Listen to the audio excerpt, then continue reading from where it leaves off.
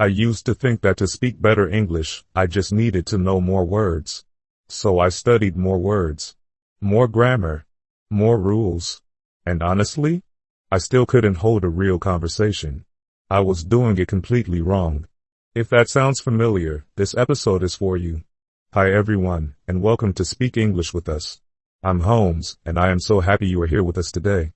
This is the show where we help you go from beginner to intermediate through real, natural conversations, the kind of English you actually hear in daily life, not just in textbooks.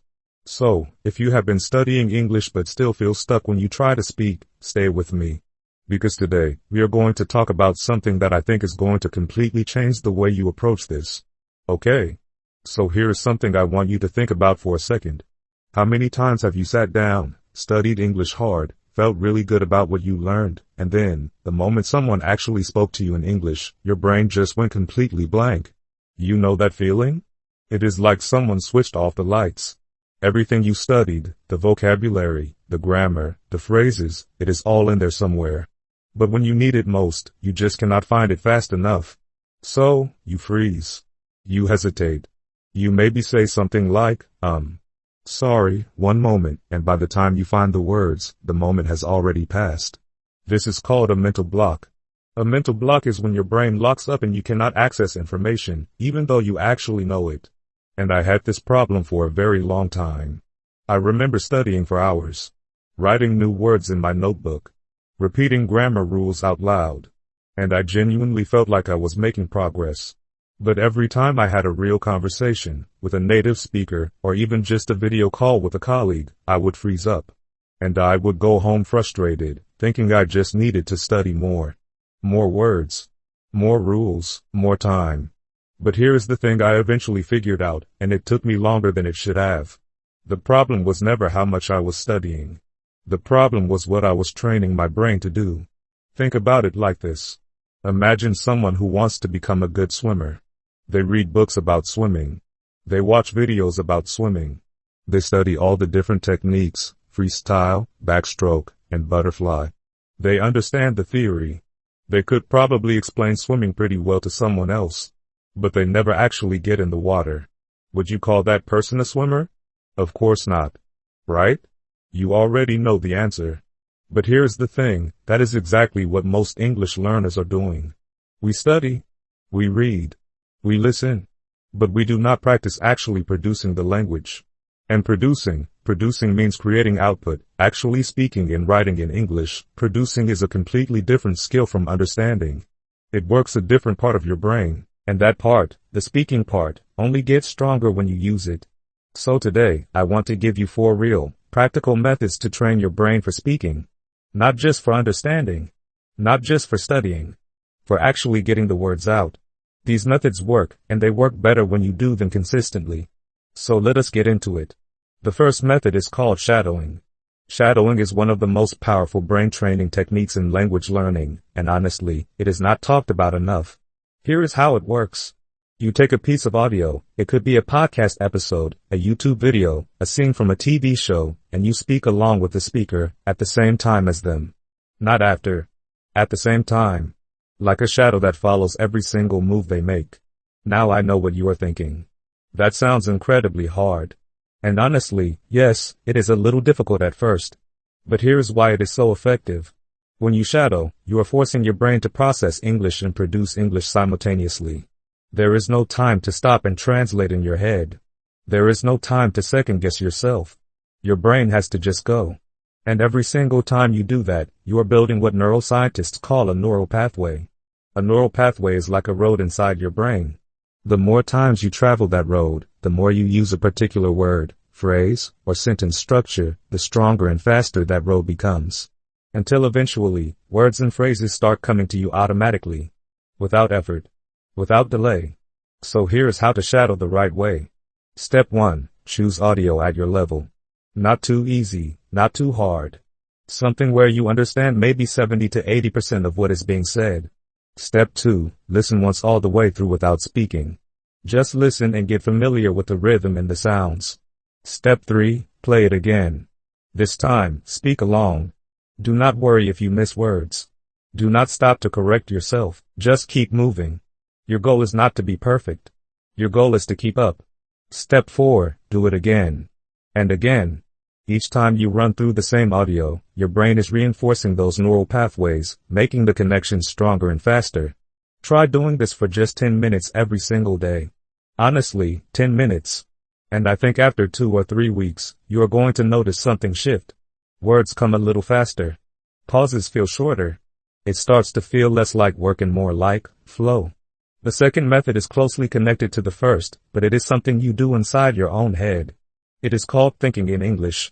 And I am willing to bet that right now, when you are not in English class, when you are not watching an English video, your thoughts are in your native language. Am I right?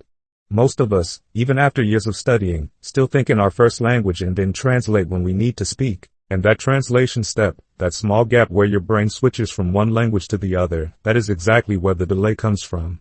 That is the hesitation you feel. That is the freeze. So thinking in English means training your brain to use English as your default language for your own private thoughts. Even just for a few minutes every day. Now, I am not saying wake up tomorrow and try to think your entire day in English. That would be exhausting and honestly, not very realistic. What I am saying is this. Pick one small moment in your day and make it English. Just one. Maybe it is when you are brushing your teeth in the morning. You look in the mirror and you describe what you see. Out loud or in your head, it does not matter. I look tired. I have a big day today. I need coffee. Simple. Real. Present tense thoughts. Or maybe it is when you are cooking dinner. You narrate what you are doing, like you are hosting a cooking show. I am chopping the vegetables. The pan is getting hot. I think I added too much salt. You know? Just simple, honest observations. The goal is not to be poetic. The goal is not to be impressive. The goal is just to make English the first language your brain reaches for, even for ordinary everyday moments. And over time, and I promise you this, over time, something changes. You stop translating. You start feeling things in English. You reach for English words first, naturally, without forcing it. And that is when everything starts to feel more effortless. If you are finding this episode helpful so far, I would be so grateful if you could take a second to subscribe to our channel. It really does help us keep making content just like this for you. Okay, let us keep going. The third method is the one that makes most people uncomfortable. And I think that is exactly why it works so well. The method is this: you have to start speaking before you feel ready. I know that is not what anyone wants to hear. We want to feel confident first. We want to get to a certain level before we expose ourselves to real conversations. We think, when I know more words, then I will start speaking. But here's the truth. Confidence does not come before speaking. It comes from speaking. Every conversation you have, even a short one, even a messy one, even a conversation full of mistakes, every single one is training your brain to do this faster and more naturally. Every time you open your mouth and try, you are sending a signal to your brain that says, this is important. Remember this. Get better at this. Discomfort is that uneasy, awkward feeling of being in an unfamiliar situation. Discomfort is actually your brain growing. When language learning feels a little uncomfortable, that is the sign that new neural pathways are being formed. New roads are being built. So when you feel that discomfort, do not run from it. Stay in it. That is exactly where the progress is. Now, I understand that not everyone has a native speaker nearby to practice with. So here are some very practical ways to get speaking practice on your own. First, talk to yourself. Narrate your day as it is happening. I am making coffee. The bus is running late.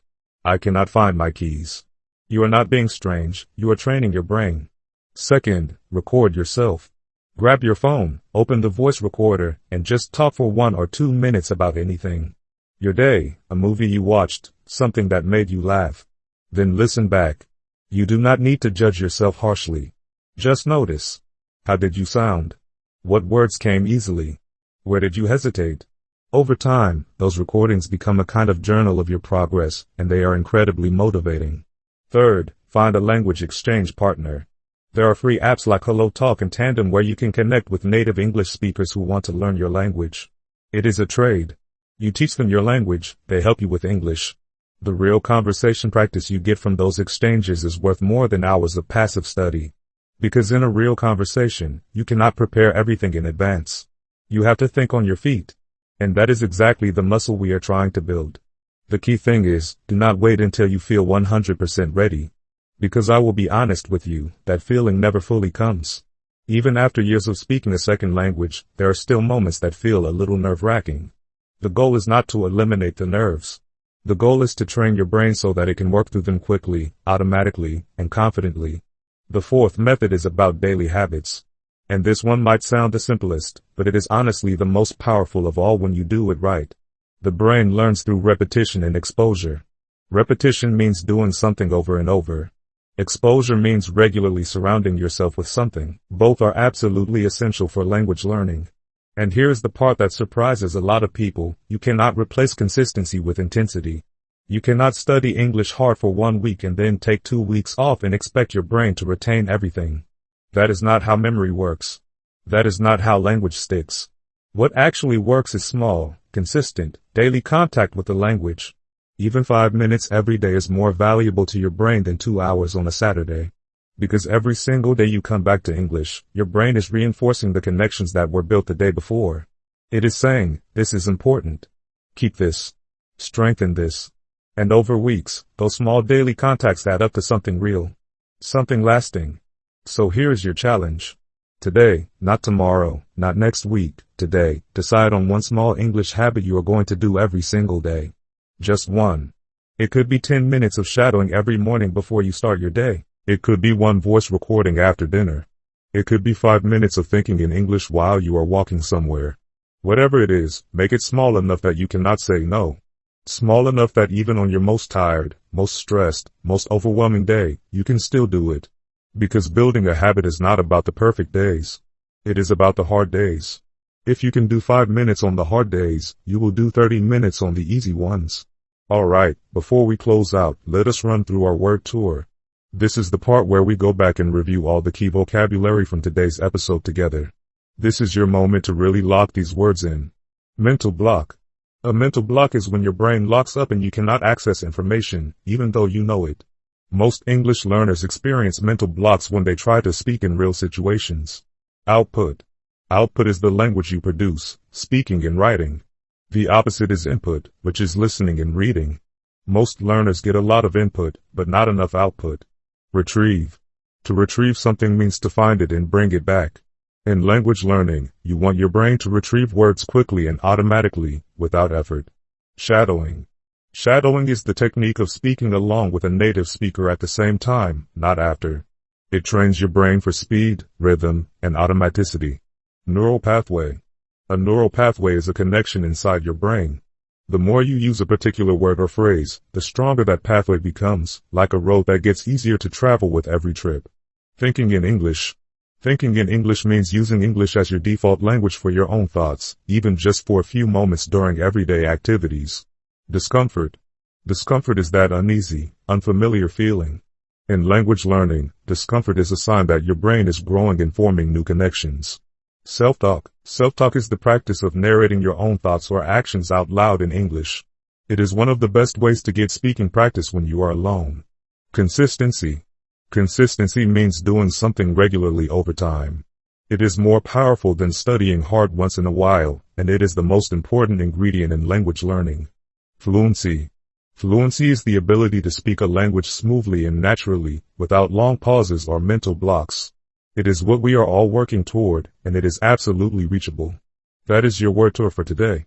10 words. Keep them close. Write them down if you want. And come back to this episode whenever you need a reminder. Thank you so much for spending this time with me today, everyone. I hope today gave you not just something to think about, but something real to do. Start with one habit. 10 minutes of shadowing. A short voice recording. A few sentences of self-talk in the mirror. Whatever feels most accessible, just start there. Progress is not about being perfect. It is about being consistent.